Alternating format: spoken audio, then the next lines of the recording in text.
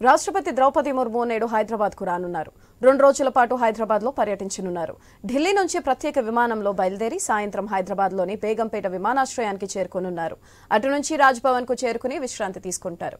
రాత్రి ఎన్టీఆర్ స్టేడియానికి చేరుకుని అక్కడ నిర్వహిస్తున్న కోటి దీపోత్సవ కార్యక్రమంలో పాల్గొని ప్రత్యేక పూజలు చేయనున్నారు. తిరిగి రాజ్ భవన్ కు చేరుకుని రాత్రి అక్కడే బస చేసి రేపు ఉదయం శిల్పకళా వేదికలో జరగనున్న లోక్ మంథన్ కార్యక్రమానికి ముఖ్య అతిథిగా హాజరవుతారు. మధ్యాహ్నం తిరిగి ఢిల్లీ బయలుదేరనున్నారు రాష్ట్రపతి ముర్ము.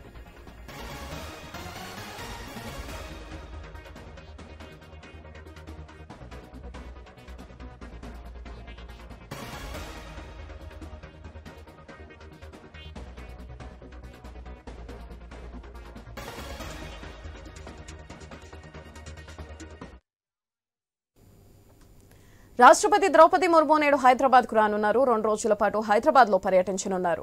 ఢిల్లీ నుంచి ప్రత్యేక విమానంలో బయలుదేరి సాయంత్రం హైదరాబాద్ లోని బేగంపేట విమానాశ్రయానికి చేరుకోనున్నారు.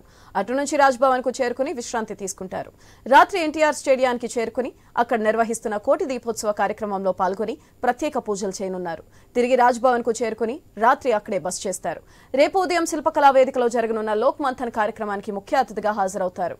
మధ్యాహ్నం తిరిగి ఢిల్లీ బయలుదేరనున్నారు రాష్ట్రపతి ముర్ము.